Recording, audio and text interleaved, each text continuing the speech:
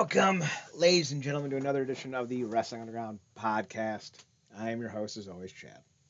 Joining me this week is, of course, the glorious one himself, Marcus. Marcus, how the hell are you? Feels so good to be back, my boy. Very clear on audio. So it's gonna be another good one. New headset's working great. Everything's rolling. Couldn't be happier. I got a new article coming out on the website here in a couple, maybe even by tomorrow, Wednesday morning.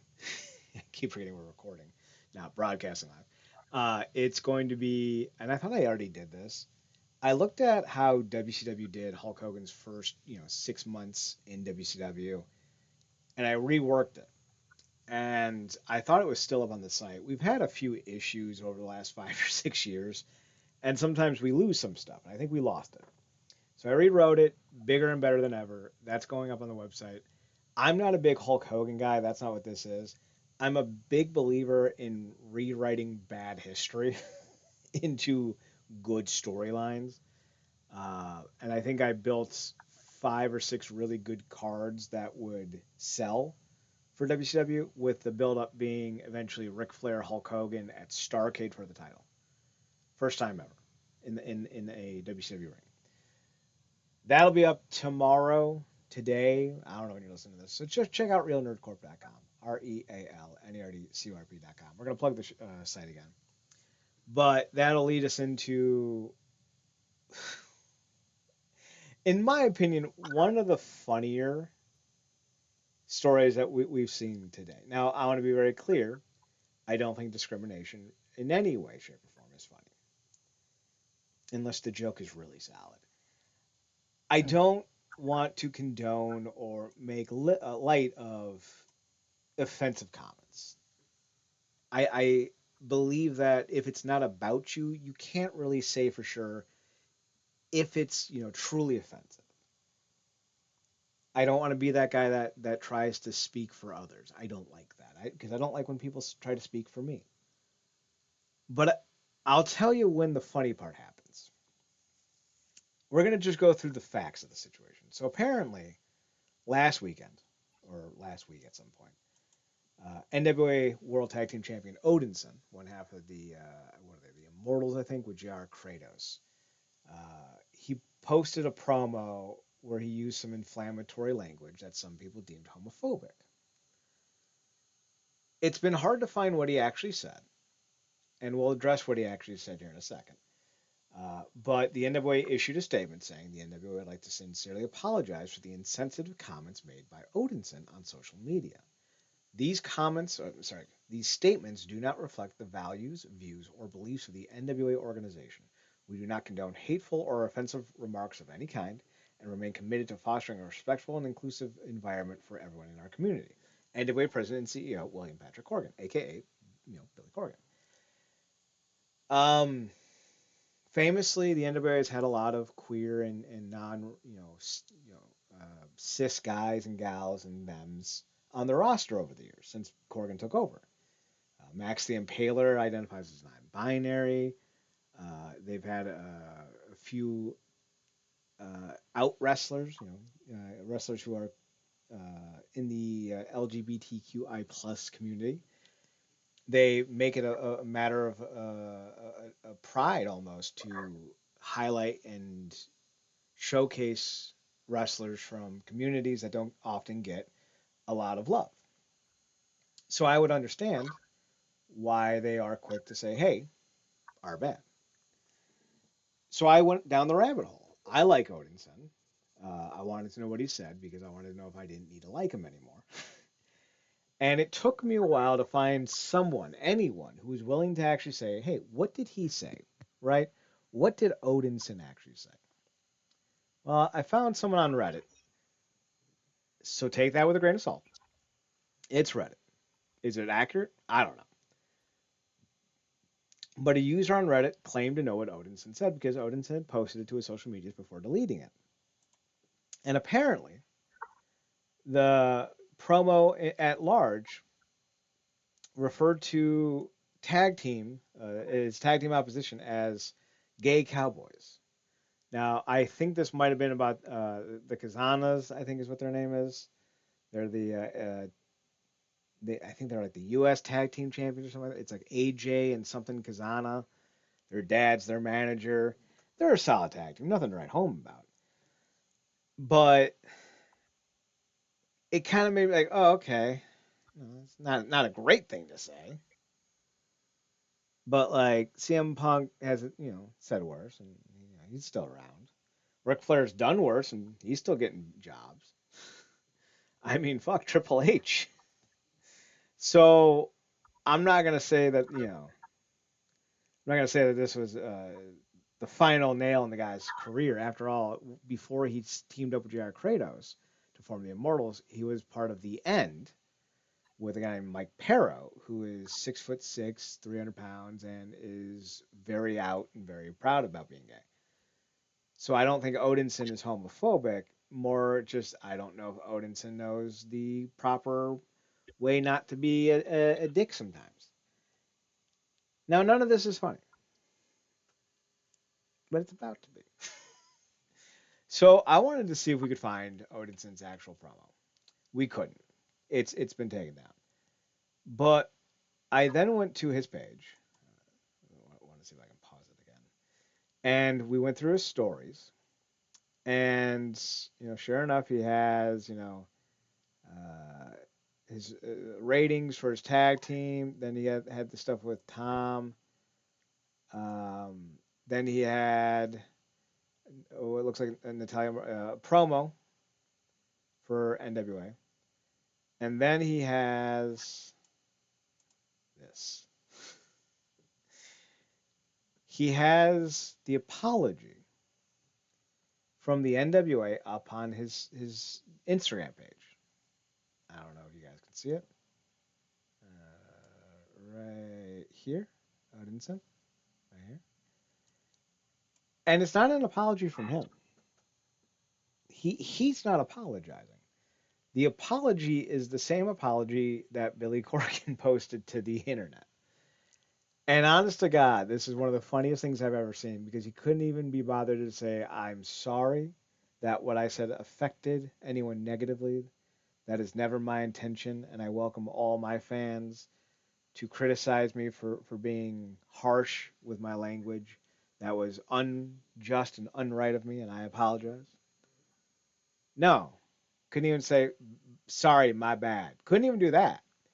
Dude just saved the image and posted it to his Instagram page. Marcus, have you ever seen a lazier apology than this? I mean, I think we see a lot of lazy apologies that just, to your point, they just do it themselves, but it's very PR by the numbers type of deal, the statement Mm-hmm. type of deal. And because of how robotic or overly professionally rehearsed this sound, that there's a underbelly of disingenuous behind it. But at least they released the statement themselves. This is a second hand. Like, you know how to do the thing like such and such just said here. Like, it's here, man. Like yeah, it's yeah, that's just I mean you kind of just you saying it without saying it. And we've seen it before. A lot of these wrestlers with these heel gimmicks, because he is a heel, correct? I don't think so. They kind of have like a Road Warriors power team vibe going on. They might be. Man, it's so hard to watch this product. Yeah, yeah, I understand. But yeah, it's no, when they try to blur them lines, I think we recently that I think probably the most recent example would be the whole Ricochet fiasco thing Yeah. that happened, where Tom just it really just got a little too carried away and then let his ego, get out in front. Um, then the whole thing just spiraled because obviously people took it too far with the threats. But yeah, this is not good. It's not like the NWA could use any more negative PR. But yeah, like you said, maybe he just is not aware. But then he kind of takes the rug from under his own thing when he does something like this. Like you didn't even have your own statement or make something that at least sounded kind of personal. You just like screenshotted the company apology and put it up for acknowledgement. I don't. There's a Like disingenuousness there that's just like out too much out in front. he could have done a WhatsApp notepad post. He could have sent out a tweet. Come on, Odinson. This is sad. He could have looked up another celebrity's old apology to that particular community and copy and pasted or tweak something with that. He didn't even Right? do that. The first lady likes to plagiarize other people, so why not follow in suit? Come on, Odinson. What are you doing? Oh, Do you remember what I'm talking about when Melania plagiarized uh, Michelle Obama? words for word. Word You think for somebody that word. allegedly knows that many languages would have something that could come up with something along. But again, it's projected intelligence. It's not, you know. Yeah, I wouldn't even say projected because that would imply that there's something there. Speaking of something there, is there truth to the rumor that Leon Slater is WWE bound? He lost the X Division title to Cedric Alexander. And the more I sit on it, the better I feel about the decision because I don't like, and TNA's been doing this for a while. They set new records almost every time they get a new champion, and it becomes almost expected. So I do like when a swerve is done, especially for the sake of doing it. Especially when it's not for the sake of doing it. I think Cedric Alexander was supposed to win the belt the night he wasn't there. Do you remember that? I think there's like travel issues, or Leon. It was Leon. Leon couldn't get out of the UK, and so Cedric faced somebody Yeah, else that night. I think he was supposed to win the belt that night. That's my personal feeling, and I think they kept the belt on him because they came up with a storyline on the fly that worked. So I'm of the belief that Slater was never supposed to set the record. And I'm not even a big fan of the idea of him setting it anyway, but I think he's a hell of a talent. And I think in TNA he has a chance to shine. But AJ Styles has gone on record saying that he believes it's only a matter of time before he is WWE bound, before Leon Slater ends up in the WWE. And to that, I would say, I think that is one, I think it's likely. TNA doesn't re sign its top guys.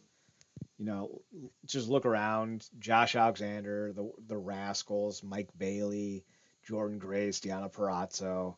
Anytime they built Joe Hendry, anytime they built somebody up, they leave. If anyone else has any interest in these guys, they leave.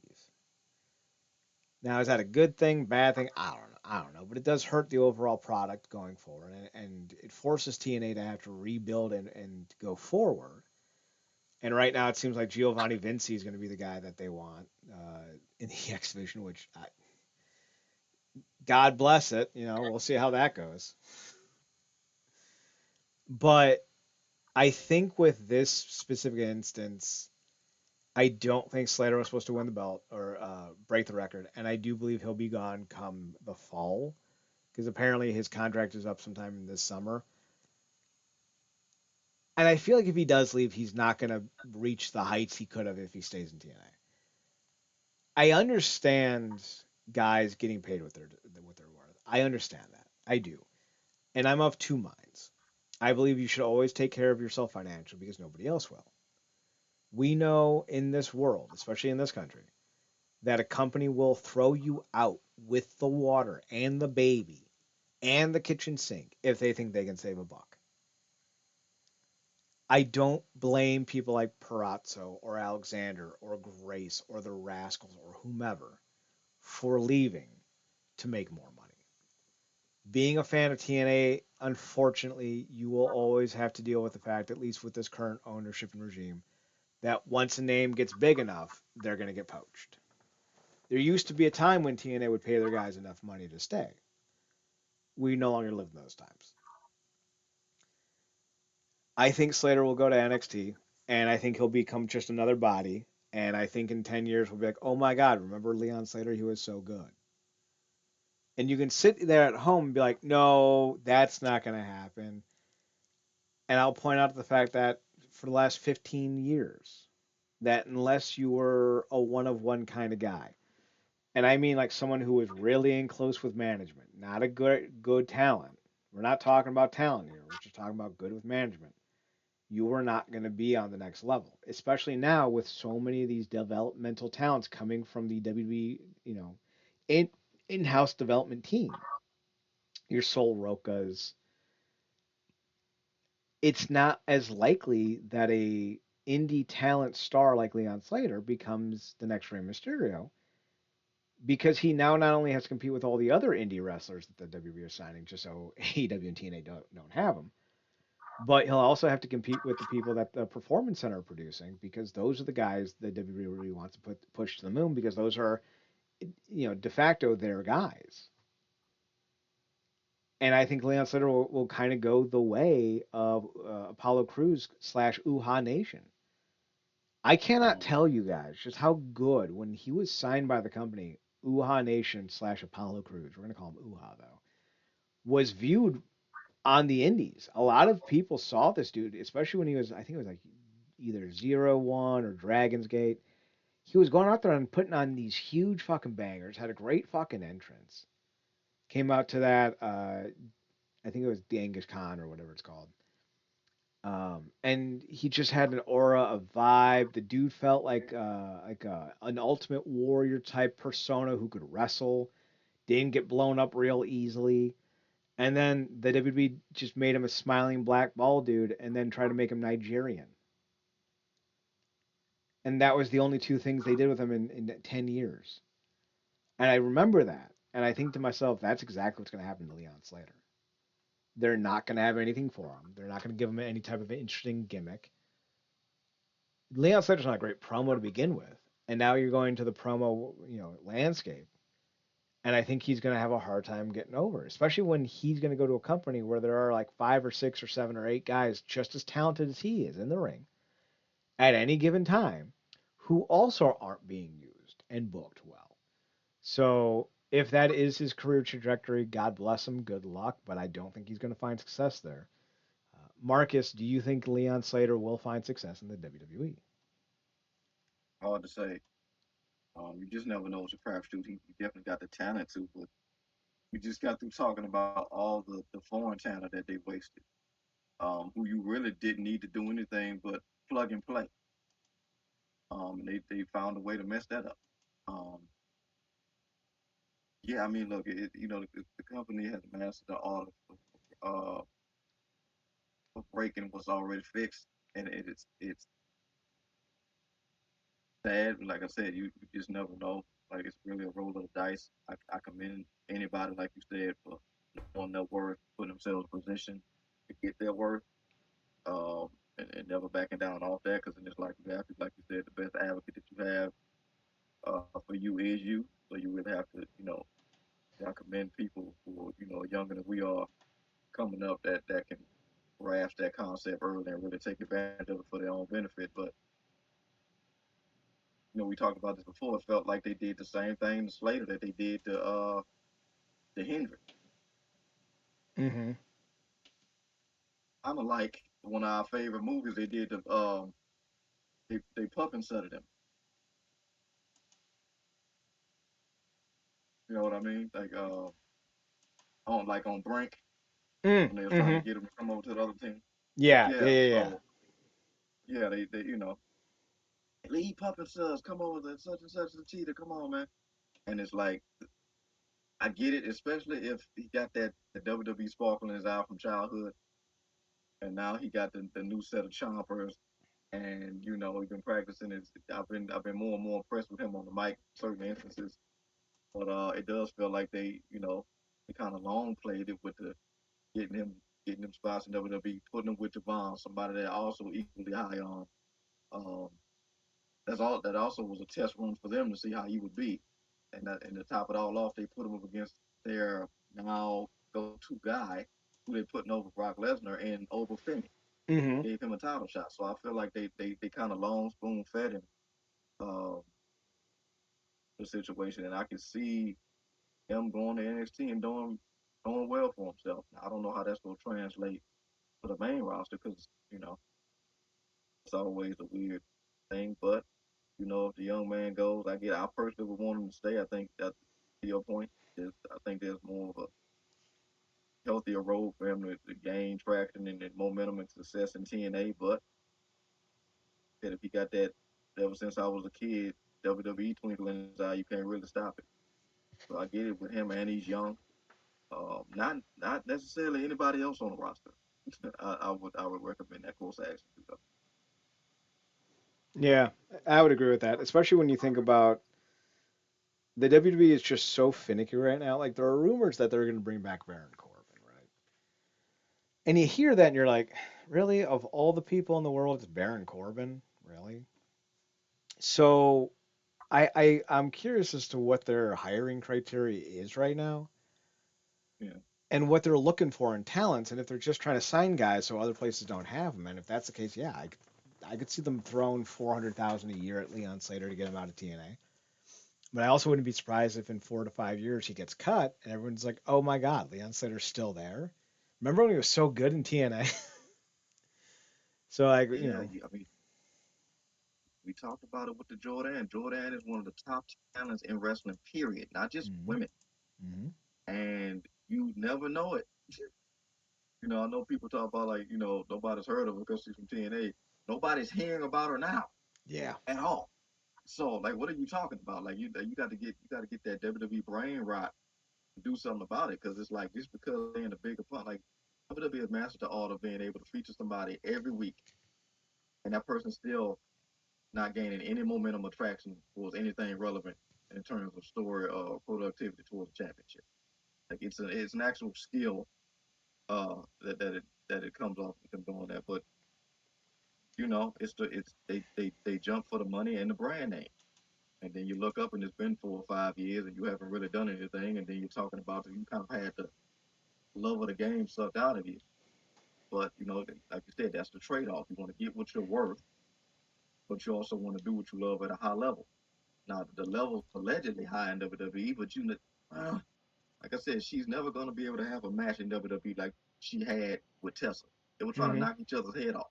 hmm They wanted to reprimand her when she went all out with Julia, who was also a phenomenal talent, but you never know it. So, what's the is it really worth it at the end of the day?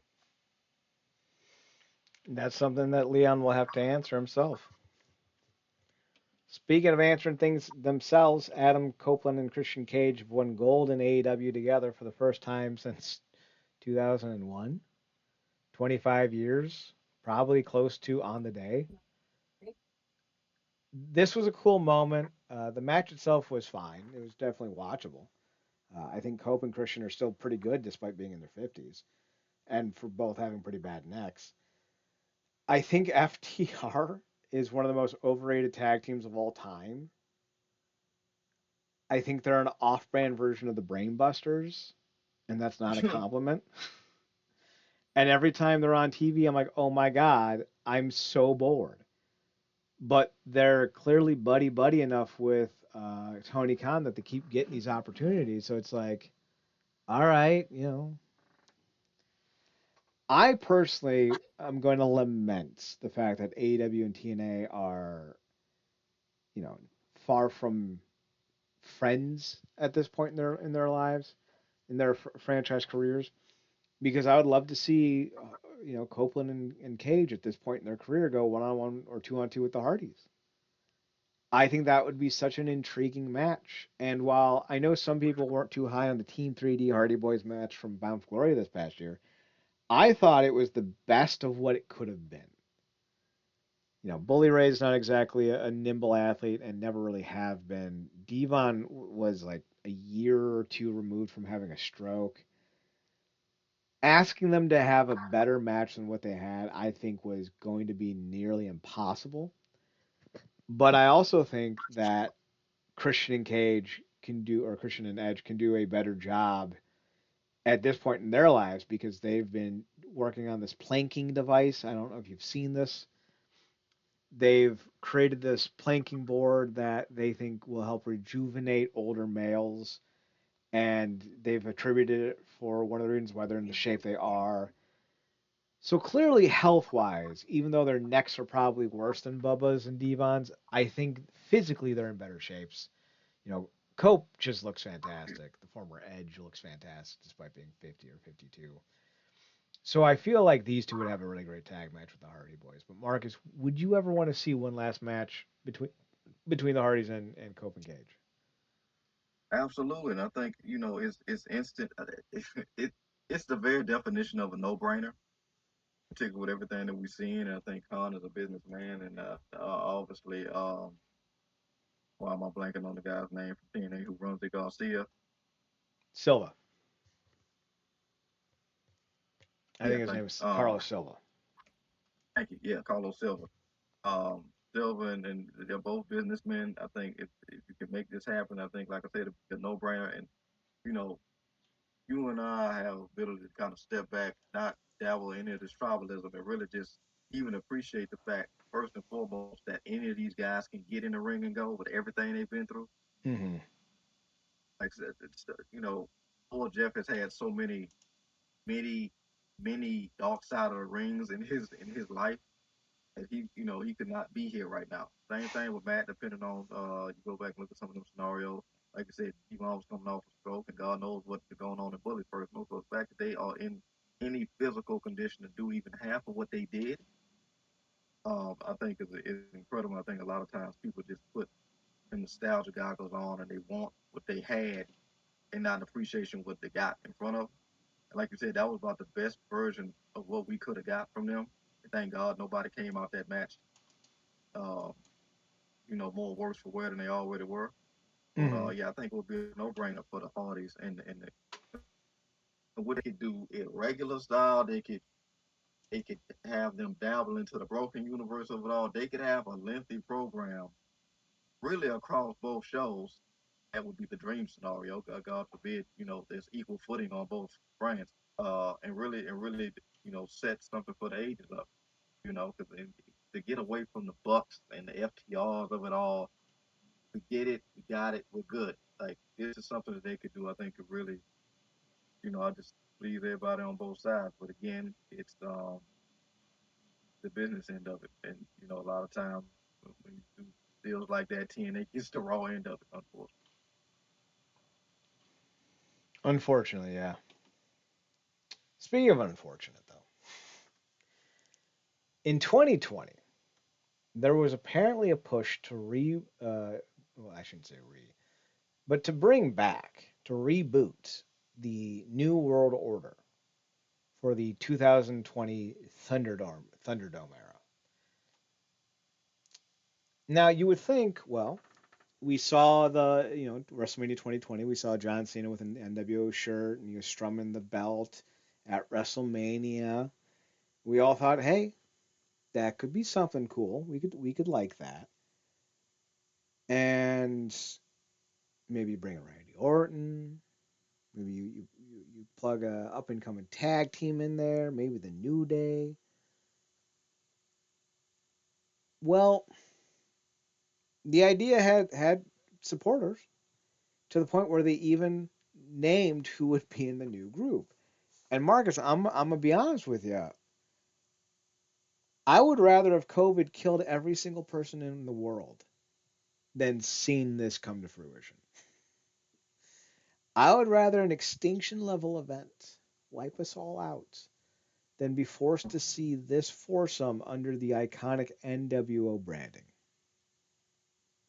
The four men that were named for this proposed idea were going to be Sheamus, Cesaro,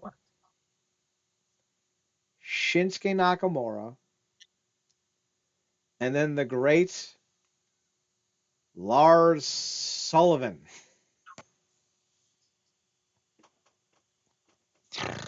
Ah! Oh, this is That's awful.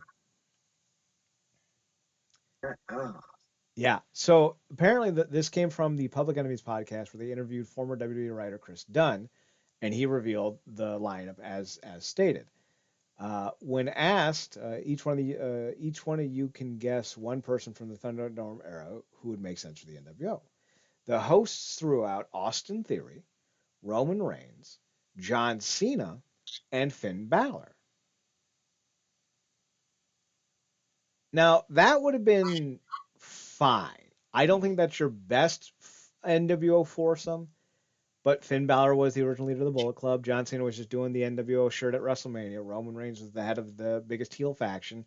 And for some reason, people still think Austin Theory can be a thing. Okay. But no, it was going to be Sheamus, Cesaro, Nakamura, and Lars Sullivan. And he says it was really close to happening. I forgot which legendary NWO member was supposed to fly to Orlando to introduce the new group. It wasn't X-Pac. They essentially landed and they didn't pass the COVID test. Lars Sullivan competed in his last match. Kevin Nash has gone out to say that he was not requested to be part there, of the group, and I don't remember if Scott Hall was still alive in 2020. Let's double check. Yeah, he was. I think Nash also went on to say that Scott Hall wasn't asked as either, nor was X Pac. My thought would be that it would have been Big Show, as he was the first member of the NWO to be inducted. Uh, Before it was Six Pac, before it was Ted DiBiase, I'm pretty sure it was the Big Show when he was the Giant. I think he was the fourth man, and that would have made sense. You could also have had Hulk Hogan. That would have made sense as well. But the fact that this was about to happen, like that's horrifying. This is one of the worst ideas I've ever heard. Now listen, we are 30 years removed from the NWO. Don't ask me how old I was when they formed. I won't tell you. But we're 30 years removed from the NWO. And I still think there's meat on that bone where if you had the right three or four guys and you were willing to let them off the hook, so to speak, I think that could work. Now, maybe not for 3 years like it did originally, but I think you could probably get a couple months out of it at least, at the very least. So, you know, Marcus, two quick ones. Would you have been intrigued to see this, even if it's like a room situation where it would be so bad it would be entertaining? And who would you build an NWO around today from the WWE? Which NWO guy would you pluck to be the new guy?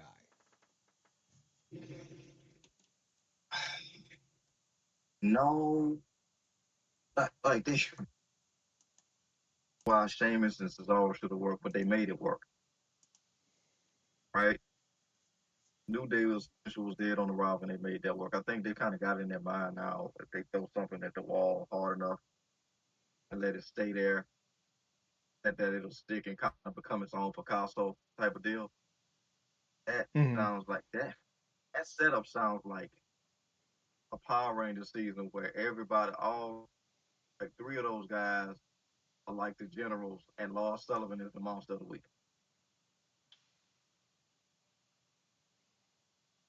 That grouping makes no sense, and I feel like you said, it's 30 years later. I feel like what that evolved into, which is equally as stupid, and I know you hate it as well, is division. Hmm. I feel like that's what that evolved into, and we see where that's gone. Um, and that's me just spitballing, throwing that at the wall. But I feel like the ideas they may come up with like an intriguing concept, but the execution is so trash. It's like, if I whoever came up with this original this crap, and I don't NWO like it's obviously holding out in every conceivable way. I don't know, man. Like maybe because he's still around, because thankfully he's sober mind and body and all that thing, or maybe you could have him kind of wrangling some guys together. This is me just in terms of having somebody be the quote unquote Heyman of the group. I'd maybe throw in X Pac. He was in there, correct? X Pac was, yes. Yeah.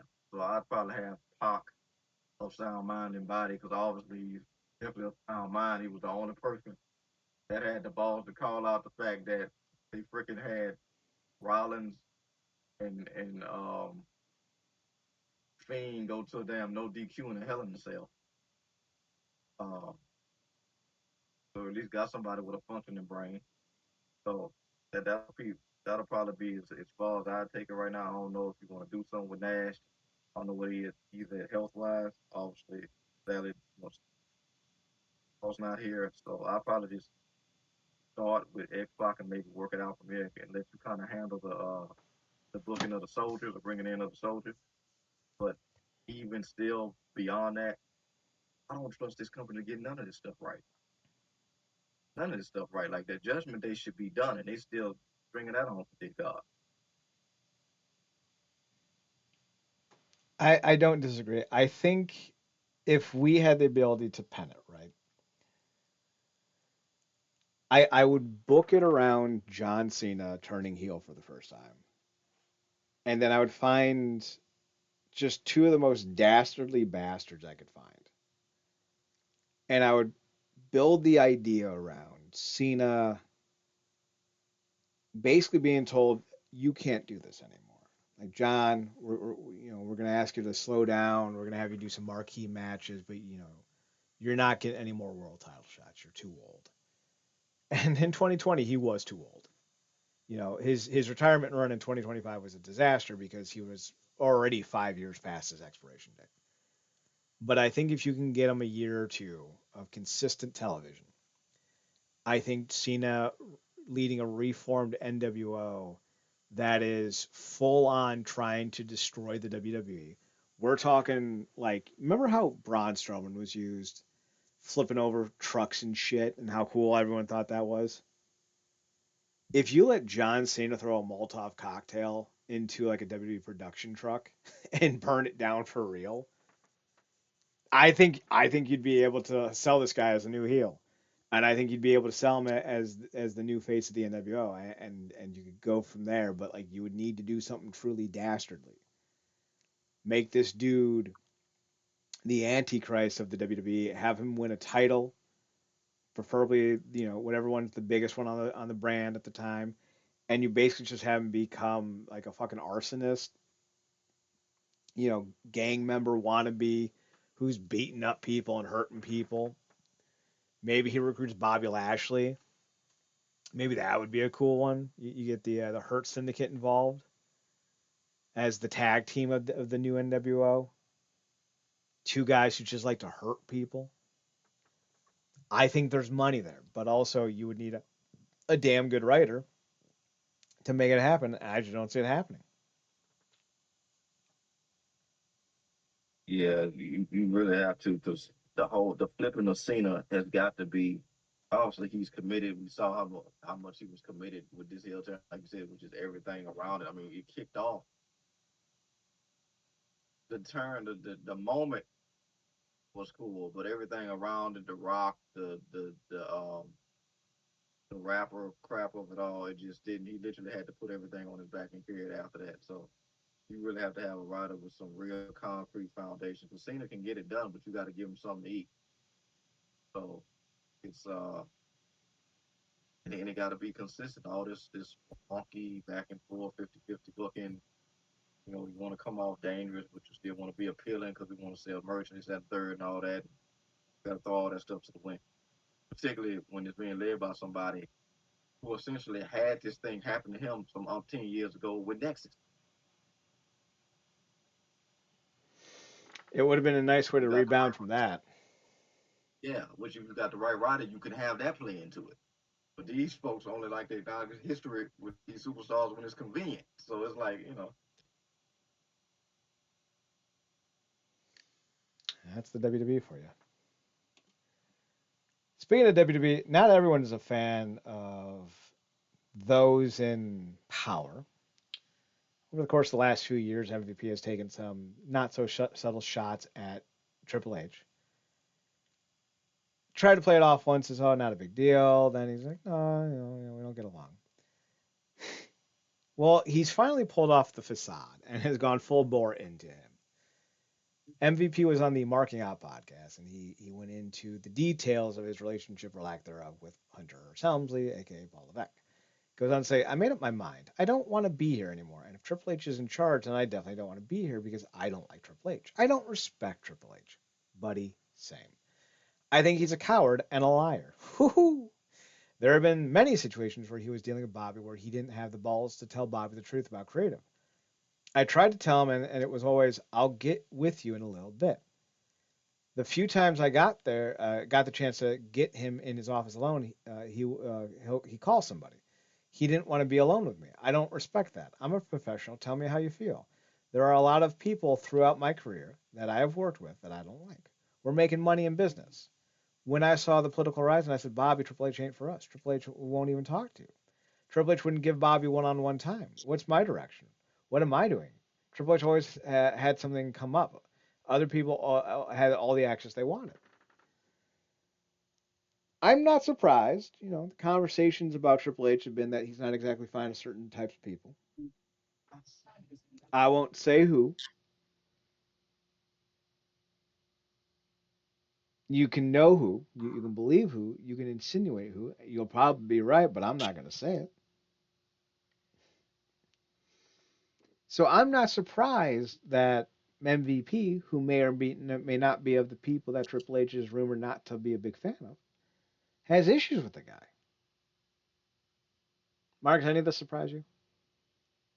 No, and it kind of remind me. It's funny because they always try to do like a separation of church and state between how for the fans doing it, where how Vince operated and how H operated. But you got to remember, like he basically was under him all them years. That is his father-in-law, and I think some stuff just naturally kind of ended over. I think it's very much like you kind of see this with the company when they see it for you and you're one of their people, they'll find workarounds or they'll just keep trying to make your round peg go into a square hole no matter what. But if you're not, you kind of just there and it's kind of whatever. And I feel like that's the kind of way he must have felt about Lashley and MVP. Obviously, there's talent there, but if he don't see it that way, you know, all this thing. When it comes to criticism of Triple H, while you were talking, it did remind me of this story, and I don't know if you uh, recall it. It was when that whole thing went down with when the Good Brothers got released and the Heyman of it all came up in the play and AJ was pissed off or whatever. But I remember Carl Anderson, telling the story. I don't know if it was on a pod or in an interview, and he was like Triple H had this thing about him, like if he wanted you to resign, he kind of like he personally baits you into doing it. Like he did this thing. Carl talked about him, like he put his hands on his shoulder and he was like, "When I look at you, I see your son." Type of deal. In Mm-hmm. terms of like just talking about like the bait of trying to get them to resign and giving them promises and then like a promise made is a promise kept, but they were never kept type of deal. And then you resign or something happened and you'll get somebody's word and then all of a sudden you'll just be released without any type of notion. So I do feel like that disingenuousness is definitely there. Um, but I also think it is a thing, like I said, with the favoritism. When you're one of his people and you're locked in, like he sees you as one of his kids or whatever, he'll make those concessions for you. And you see it a lot of times when you look at those that WWE Unreal and all that. Like a lot of people have the ends with certain people that other people just don't. Uh, so I'm not surprised. I just think a lot of it just kind of rubs MVP the wrong way because the type of guy he is, the type of life he's led, and whatnot, he's used to dealing with people on a very uh, moral, foundational basis. That a lot of times that I tell you one thing and then I do another, it's gonna rub somebody like MVP really wrong, and he's just gonna see you as a two-faced a-hole that only keep his word when it's convenient. So, I think he probably seen and probably was on the internet one too many times, which is why when he was about to leave or something, or I think the thing came up for Bobby to potentially resign. He told him, "No, man, don't resign. Let's get out of here." And then they've been successful in AEW ever since. So I don't, I fully understand. I get it. And at least with MVP, much like Bret Hart with Goldberg, he's been consistent on his feelings for like. So And God bless him. We need more consistency. yeah, Speaking of consistency, King and Queen of the Ring are back. Talk about a dead concept. This is the WWE just seems to think separate but equal, and considering what we were just talking about with Triple H and his views on certain people, that actually kind of makes sense. That they would believe that doing the same thing differently is the way to go about things. All their stuff is gender branded. World title, women's world title, U.S. title, women's U.S. title. So of course they have the Royal Rumble, the women's Royal Rumble, King and Queen of the Ring. I don't think these are bad ideas. I think you have maybe six gimmicks, we'll say for the sake of argument, that work, and it would behoove you truly to not run them on the same nights or even the same weekends. It would make more sense that you would save the Queen of the Ring and the Women's Royal Rumble for a WWE Women's show that would take place in June or July. And then the winner could go and main event SummerSlam. Or they would face each other at SummerSlam for the world title or what have you, right? I think if you get enough space between the men and women's gimmicks, the match types, I think you would have a better chance of keeping the prestige and the hoopla that comes around with these gimmicks. I think when you're trying to do two, and we saw this for years with Hell in a Cell, and then Elimination Chamber. When you have the cool match too many times in the night, which is usually more than once, you end up having a show that people don't have the same emotional attachment to. And we're seeing it with the Royal Rumble. You know, people aren't saying it out loud because they're not smart enough to realize why. But the issue with why the Royal Rumble is no longer the exciting thing that it once was isn't due to the lack of surprises, although that does hurt. It's because you're getting two of them in one night. And you might think, hey, more bang for my buck. Nope.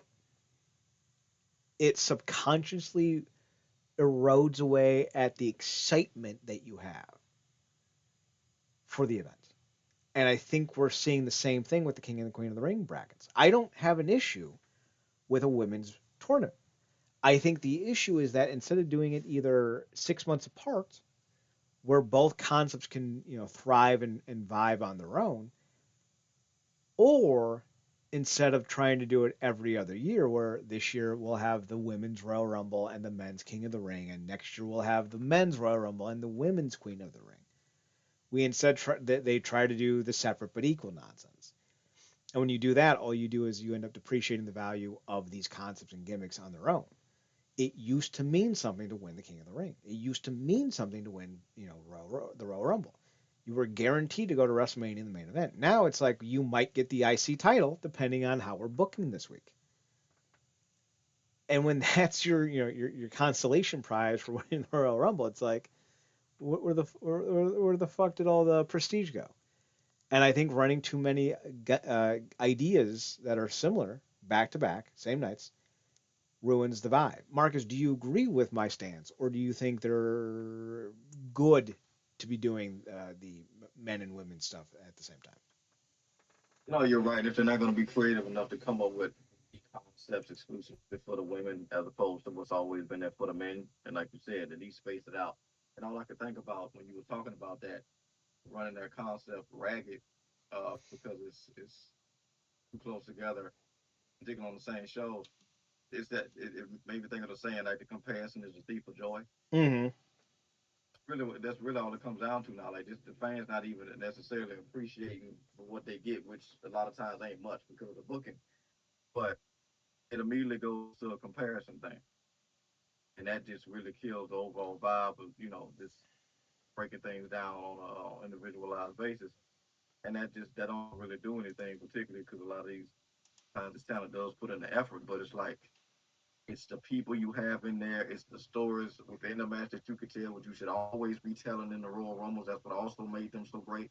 The best ones, anyway, that you don't necessarily do. It's the order in which you bring people out. It's a lot of little things that used to make Rumble special that they just really don't necessarily do anymore.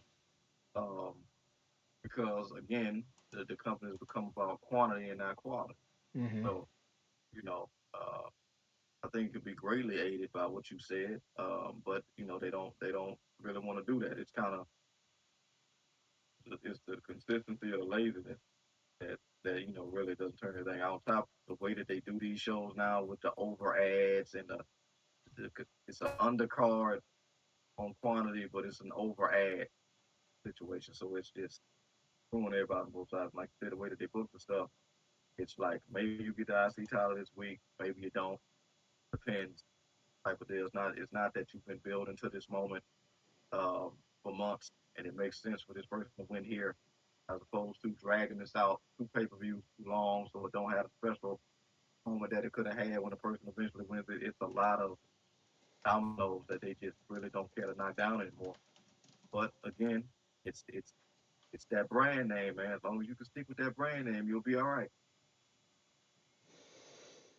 You're not wrong. Last quick little topic we're touching on. MLW will be airing Fusion as well as quarterly pay-per-views via Live Nation's Veeps app. I've never heard of this app before. Deadline reports that MLW Fusion will stream on livenationsveeps.com. The event, which airs Saturdays at 6 p.m. Eastern, will be free for global viewers, along with the weekly Fusion stream. It's reported that Veeps will host quarterly MLW pay-per-views. Professional wrestling thrives on weekly storytelling and passionate fan communities. Kyle Heller, a co-founder of Veep, says. MLW has built an incredible loyal audience and a strong creative identity, and we're excited to bring that energy to fans every Saturday night on Veeps. These events sit at the intersection of live sports, music, fandom, and community, and we see a huge opportunity to help bridge those worlds. The new season of Fusion premieres on Saturday, May 30th. Those tuning in will get access to limited edition merchandise drops, giveaways, and special offers only available on the live app. We also have, let's see, I have it somewhere. Hang on. Nope. There we go. This is the description for the first event. Killer Cross will hold a press conference. He is the current MLW World Heavyweight Champion, and he will make his address with CEO Court Bauer, Scarlett Bordeaux, and famous actor Danny McBride. If you've seen Eastbound and Down or Vice Principals, you know who Danny McBride is. We will have Trevor Lee and Austin Aries in what they are dubbing a featured fight. That might be the main event. We'll also have Bishop Dyer, aka Baron Corbin, take on Alexander Hammerstone. Shotzi Blackheart will take on Priscilla Kelly, with the winner going on to face Shoko Nakajima. The Good Brothers will take on the Coffee Brothers. That's Mark and Joe Coffey, formerly of, what was it? Crap. Can't remember their NXT UK stable. Gallus. Yeah, Gallus. Dope name. Terribly executed. We have Scarlett Bordeaux making her. I don't think it's her in ring debut. I think it's her second match. That's Scarlet Bordeaux. Wrestling. Scarlett's wrestling. She's Oh wow. wrestling Aaliyah James. That should be a squash match. We have Diego Hill take on Adam Brooks. Diego Hill, for those of you who don't know, is kind of like MLW's Leon Slater. He's the up and coming young high flyer that they have a lot of faith in. Adam Brooks is, I think, from New Zealand or Australia, and he's been around the block a few times, but it seems like he's getting a lot of momentum finally. He was actually just in TNA for a cup of coffee not too long ago. Zamaya, I think is how you pronounce her name, was making her debut against Carolina Cruz. Plus, we're going to be getting Contra Unit delivering a new manifesto, Born in Terror. A special look at Lucha Libre icon Blue Panther, Brian Danielson's favorite wrestler. And Danny McBride will reveal the secret origins of Don Gato. Don Gato is part of the Don Gato Tequila, and they're a big financial partner with MLW. Plus, Matt Riddle will be in the house. Not their best roster. I've been very fond of MLW. They've introduced me to guys like Alex Kane, Hammerstone, Richard Halliday, MJF, Darby Allin, Swerve Strickland. They have a RT. tendency of introducing me to new guys that I'm very intrigued about. This is not going to be that show. A lot of these guys I'm already familiar with, but Yeah. I'm still excited about it. Marcus, I know you don't watch MLW. Will you tune in on Saturday to check out the new season of Fusion? Yeah, I'll check it out. Like anytime like that, that's really been a motivating factor. You big into big giving them their props consistently for a while now. And I just listening to you talk about it, I just think it's really commendable the way that they've rebuilt themselves with so many big names. Like you said, the MJFs, the Shane Stricklands, the Jacob Fatus, the Hammerstones, who's back now. I think what wasn't didn't Leo Rush pass through there for a bit Yeah, I or think something so. to that effect. He's literally in his own realm right now. Feels like there's so many names that have come through there that all on the different and bigger stages now, but they came through MLW strong, particularly Jacob Fatu, uh, There's another one. who was basically who particularly was the emblem on that Mercedes for a while. So it's I just think it's very commendable that they rebuilt themselves in a solid, consistent way and got a roster of names who weren't necessarily touted elsewhere, but they really come together. Like I think it was a great move for Gallus to go there. I like to see him pass through TNA. Think they could do some cool things to mix it up there. Obviously, Hammerstone was better suited going home than what TNA had for him, so I'm glad he's back there doing his thing. Like you said, Aries has passed through there and doing his thing on commentary, and obviously he can come off there and get in the ring and mix it up something tough. So, I just commend the brand, man, because it could have got like uh they could have not tried to rebuild the way that they did and could have just got a bunch of names that really wasn't doing much, but it kept the show going. They committed to it. So I just think it's a real cool thing that probably don't get talked about as much as they should, but at least they stay consistent to themselves, and it's a winning formula. Look at what they've done to turn around carrying Cross. You know, Yeah, I mean honestly, they got Cross to be the world champion that other promotions couldn't get to. They brought back Austin Aries. They a lot of Mystico's rehabilitation in the eyes of North American fans, whether they want to admit it or not, happened because of the way he was booked in MLW. I'm excited about this. I don't know how good it's going to be as a premiere show. They're putting their best foot forward. Their biggest stars are on the card. Uh, I'm intrigued.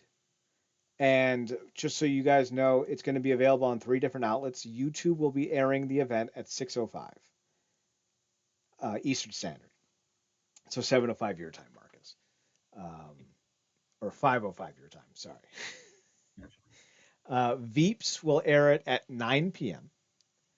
and then BN Sports will air it at 10 p.m. So if you don't catch it on YouTube or Veeps or BN, you have other options. So be sure to check that out and give it a shot because you may just find your next favorite wrestling promotion. God knows during TNA's tumultuous times, it's gotten me through. yeah, yeah, So, yeah. Speaking of that, real quick before we go, did you have any highlights this week from the show for you? Uh, TNA. um, I I think I watched the Speedball, not Speedball, Starboy and Mustafa match, which was incredible. I have not watched the rest Gotcha, of it yet, though. gotcha. Yeah. I'm so mad that TNA never signed Starboy Charlie. I'm so Mm. mad Starboy Charlie's in WWE because he's just going to get lost like they always do. But right now, I think TNA really should be. I don't care what their plan is. Macklin should turn face. Mm. Mustafa should win the world title from Santana. Mm. And you Gotcha. build up to Santana and Mustafa at Bound for Glory. I think that's the way to go. I think that's your best match. I think it's your best caliber feud on paper. You could have Order 4 basically, disrespecting Macklin and his military service and calling him a fraud world champion and doing all this fun stuff with perception. Maybe Macklin goes to the well and brings in what was his name, Steve Cutler, or was he Steve Cutler? Which one was I it? think he's sick. Wesley Blake? Was that the other one? Is he even still wrestling? I don't know. Well, here's the thing: no one's retired in wrestling. Terry Funk retired Yeah. how many times? You call up Wesley Blake, you bring him back in, but maybe you bring in a Chris Melendez, maybe you bring in a Jesse Neal, maybe you bring in Mr. Anderson, all guys with former military pasts. And then you could have like Hmm. a group of like ex-military dudes, forming a wall with Macklin against Order 4. I think that could be a lot Real of quick, fun. real quick, do you have him drop the international title? Do you have him keep it all the way through? Not all the way through. Um, let's say let's say he wins it at Slammiversary in June. I don't know. I think there's only one other show. I think Lockdown is the only other show between Slammiversary and Bound for Glory. That's like a major event. I would have Mustafa hold both belts at least until Lockdown, and then in the main event of an Impact following a Lockdown, like the next Impact after Lockdown, I would have Mustafa lose it to whomever you think is next in line. If Slater signed a new contract and he's around, have Slater win it. If Jason Hotch Mm. is impressing you, put it on Hotch. If Bear Bronson's impressing you, put it on Bear. If Cedric's the guy, put it on Ced. But put it on Yeah, someone that can build up to be a future world champion contender. And then you have Macklin focus on Mustafa and Mustafa on Macklin. But for that 2 month span, I would have Mustafa defend the belt every other week. So like I'd have him defend the world title week 1, then the international week 2, then the world week 3, then the international week 4 for 2 months. yeah. And then like Real that could quick, be cause part of the reason why he loses it to some because he's just so gassed. got you. Real quick, cause like you said, if they going after Macklin, he don't necessarily have the numbers. He can't necessarily get a full thing of military kind of outside. Technically, Ali does have some unfinished business with a guy who I know you're not the biggest fan of in Miguel Mm-hmm. to kind of even out the numbers. I think you could have him be a surprise thing. Obviously, he got some unfinished business with that title, and you could do that. But I think, and we've been calling for this for a minute. The grand idea really is to have Mustafa Ali elevate with Order Four, particularly going in a situation like lockdown, which is it? That's after Slammiversary. Yeah, I believe lockdown's going to be in late August. So yeah, I think you definitely want to elevate them in that regard. Obviously, you still got the system doing their thing.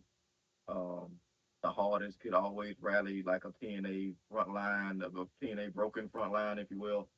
Um, so they got options. They just got to put the right pieces together and do it. I do appreciate more so than anything else just being able to watch TNA again on cable TV. Yeah, Just be able to turn it on and just kind of sit with it, even the stuff I like, stuff I don't like. Obviously, everything you complain about the um Daria is toxic, as old boy would say.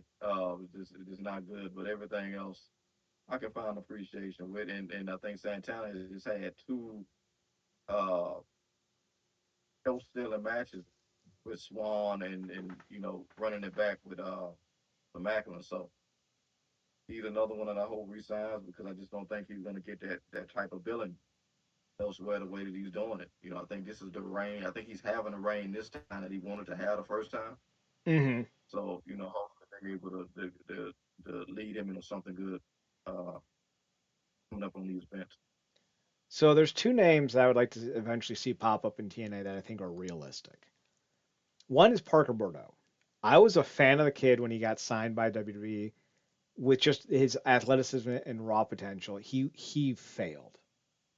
He went to AEW and Mm-hmm. failed. But both of those companies weren't doing what it takes to develop talent because you need to wrestle 3 or 4 times a week, every week.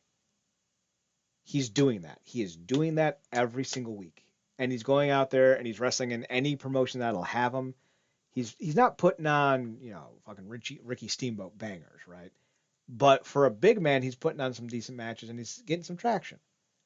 And I think if you put him in TNA and you let him work the American Indies and do the occasional Japanese tour while putting on television, I think you'll see him continue to develop and improve. And I don't know if he's a world champion, but I think he's done enough internationally to warrant another shot as a guy you can build around. The other one, and apparently, for whatever it's worth, he does have some allegations against him. And should these allegations be true, but by all accounts, the way he's fighting it, they don't seem to be. Um, it would be interesting to see if he would come over and what he could do. But that's Odyssey Jones. He got fired due to allegations of domestic violence or something to that effect when he was in WWE. And I'm not a fan of that kind of stuff. Like I don't make excuses for that kind of stuff. I don't look the other way. He's suing though to clear his name, and I don't know what the update is on that, but like he's gung ho trying to clear his name. And I think one of the biggest issues that we see in wrestling is guys who just kind of roll over and be like, no, no, I didn't do it. All right, where's your proof? Well, I don't have any. I just didn't do it. And here's Odyssey Jones going, no, no, I didn't do it, and here's the fucking proof. Now I don't know what that proof is. I don't know if the I don't know if he's trying to silence his accuser through the means of the Yeah, court. We've seen that happen before, not necessarily with wrestlers, but with just the way the rich can use the legal system in this country. Um, Assuming Odyssey Jones would clear a background check, and the allegations against him are either overblown or flat out untrue. I would like to see what he could do in TNA because he's running the scene in AAA, and not AAA, in All Japan right now. He's one of the more yeah, over acts for them, and I think those two cats could come into TNA and give them a nice shot in the arm, assuming both guys can clear any type of like background checks. Which I don't think Parker Bordeaux has any issues aside from being friends with Eva. What was her name? Eva Marie. But I yeah. think if Odyssey Jones is getting cleared, or at least has proof that he's cleared, I wouldn't mind seeing him in TNA. Yeah, I would just be cautiously optimistic. I like both of your picks. I just be cautiously excuse me optimistic because you were talking about these two big fellas because these ain't these guys ain't skipping no meals. No, Um, I just think I'm thinking about because these ain't the days of like Abyss in his prime when they really knew what they were doing. Like I'm thinking recently about, and I hope he's doing well. Adoring, Joe Doring. Yeah, um, Adoring. I'm thinking about Jake something. I'm thinking about and it might have been somebody else who I'm forgetting as a big man. But they don't Black have the best Caruso. recent Caruso as well. Um, who was killing it in AEW, which he really hasn't been featured a lot lately. I don't know if he's injured or whatnot. Probably just chilling with Monet, which ain't blaming. But they haven't had the best recent history with big men. And I'm just sitting there like I would hate for to get those two guys in there and for them to kind of waste them like they did. Uh, because it would definitely suck. And then as you were talking, I thought about obviously he has to prove himself. I know he really didn't impress. He hasn't impressed you yet. They're turning things up, looking to turn things up with Faber and Eichner. And then I thought about some other names that could potentially come in because you just got through talking about them. Would you like to see somebody come in like a Uha Nation and maybe whatever's left on that bone? You know what I mean? Yeah, if Left Uha on can come in and put on like a real good outing, hell yeah, bring him in. Because like he's 40. yeah, He's 38 or something like that. Like he's definitely not the yeah, young gun he used to be. But if he can come in and do the damn thing as they say, yeah, hell yeah, yeah, bring him in. I think the other person to kind of think about, shit, you had just mentioned him, not just Uha, with Fabian Aichner, Giovanni, yeah, whatever his name is. He's a hell of an athlete, and I think in TNA he can, get kind of unleashed because TNA doesn't have the same constructs in place that limits the movement of the undercard because the main eventers don't want to have to go as hard. If you get outpaced by the lower card guys in TNA, you get outpaced. That's just the way it is. So like, I'm worried because like, who is it? Yellowbone on Twitter. He's one of the bigger TNA fandom yeah, accounts. Tweeted out some of the stuff that Aichner was doing back in NXT. He's like, "Oh, TNA just landed this demon. I'm excited," or something like that. And I'm thinking to myself, that was like 10 years ago. Like, Aichner's like 35. He's not young, yeah.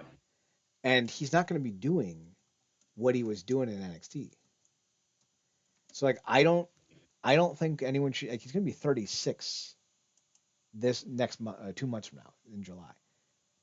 I don't think people should look at what he was doing, you know, 10 years ago and going, "Oh God, I can't wait to see what he can do."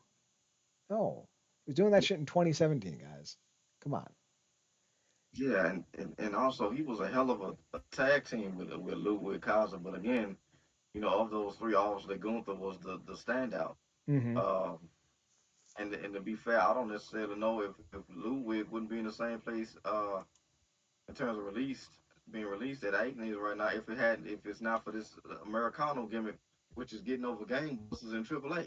Yeah. So he can't even. I mean, he really gonna have to stick with that, which is a complete. I don't think in a million years you would have told him that that's where his career would have gone, and he probably wouldn't have laughed in your face. But this is how things work out in WWE. So, but I do like the fact that Aiken is relatively young, good body on him, good athleticism. He gonna mix some things up, and Cedric Alexander is like a perfect guy that kind of all purpose guy that can get in there with anybody and really do his thing. So they got some exciting things uh, on the horizon right now. We'll see how it turns out. That's going to bring us to the end of this week's show, though. RealNerdCorp.com. Check us out there when we release the next fantasy booking. That'll be up probably the night before the show. RealNerdCRP.com. We're on Twitter at NERDCRP. We are on YouTube and Instagram at Wrestling Underground. Check us out there. Marcus, you can be found on Twitter at Paradox Kid, PARADOXKID. That's me. You can also find them on this other podcast, The True Penny Show, which they upload all their shows to Twitter. So if you want to find their links, that's where you go. True Penny Show on Twitter, TruePennyshow. Check them out there. I'm on Twitter at Chad Nerdcorp, CHAD. Yep, nope, that's right. CHADNERDCRP. Also on the Instagram at Chad's photo at CHADSPHOTOHUT. I can spell. I'm tired. We'll be back next week. I don't know what we're covering next week. Um, I'm going to think about it. We may just do an update on some news stories, but I'm going to think about it. I'm going to think about it. I'll let you guys know. For Marcus, I'm Chad. Thanks for tuning in. Thanks for checking us out. Thank you for giving us a chance. Remember, as always, to watch more wrestling. Marcus, take us home. Good night.